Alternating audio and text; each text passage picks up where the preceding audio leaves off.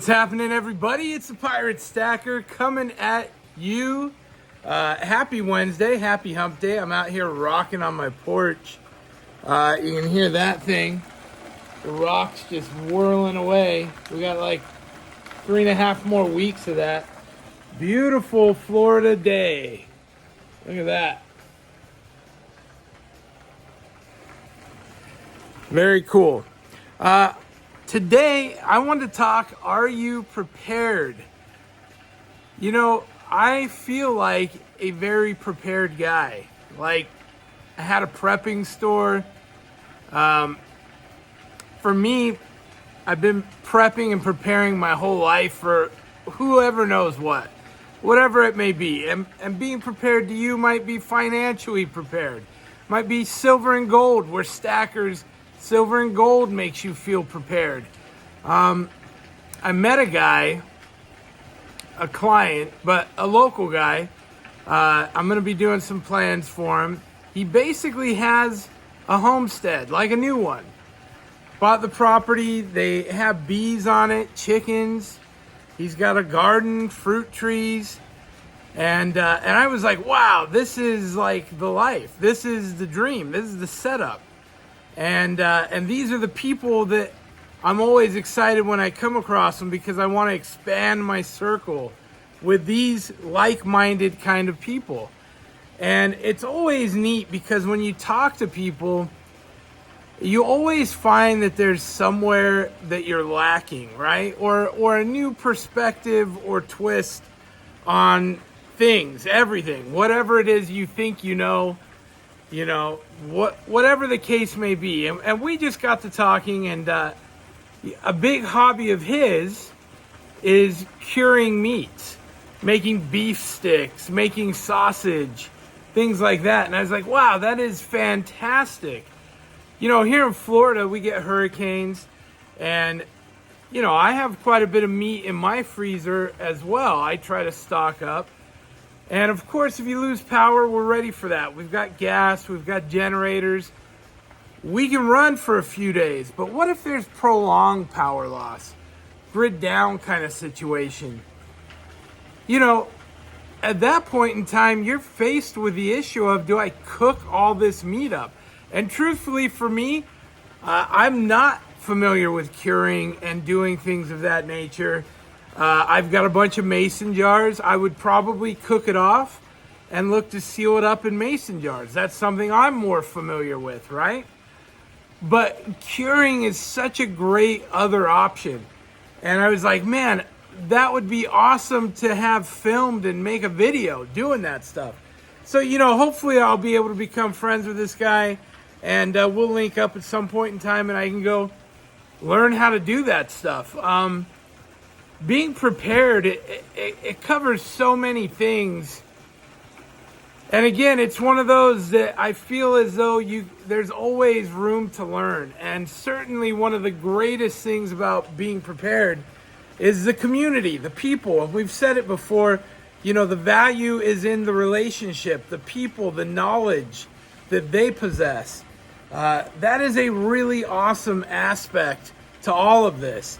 And so I would really encourage you guys, take a look, see what you may or may not be lacking. Maybe it's food storage, maybe it's defenses, maybe it's a garden, maybe it's water purification. You know, take a look and see if there's something you could maybe do on the cheap. You know, a lot of this stuff is just getting the knowledge, gaining the knowledge to be able to do things if you needed to. That doesn't cost you anything. You know, you can print stuff off the internet. You can find resources. You can find people. They're the best resource, right? So I would like to just encourage you guys to look at where you are in your life. If it's a grid down situation, if it's an environmental, you know, hurricane, earthquake, tornado situation, if it's conflict, if it's, you know, people invading, who knows? Are you ready in every aspect? Is there something you could do better? Is there something you could learn and try and pick on and try and better yourself? So think about that. Just a little bit of food for thought. I also wanted to discuss something.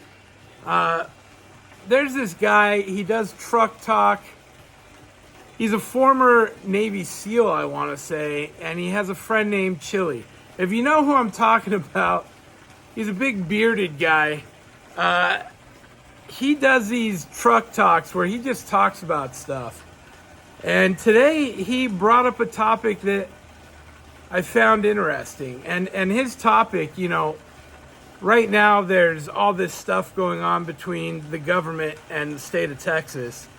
Texas employing their own people and National Guard, you know, the Texas National Guard or whoever, to help shore up the defenses at the border, stop the illegal migration and all of that. And so the talk was, you know, there's been some threats that the government could come in there and clear those guys out. And so this guy was just like, it had come up, it was a question people would pose to him. I thought it was a good question. Would our U.S. military go in, if ordered by our government, and disarm the U.S. Guard, or what would essentially be the Texas militia or something of that nature? Would they go in and disarm them? And could that lead to what is essentially a civil war scenario? His thought was, you know, there'd be some outliers that would refuse on moral and constitutional reasons, but by and large, the majority of today's military would follow orders. Now, would that go as far as to turn on to U.S. civilians? You know, he said it like this. He said the military is very good at manipulating and mind games, and, you know, they'd put it in such a way as it was them against us, and we were like the ones breaking laws, that we asked for it, that they were protecting others.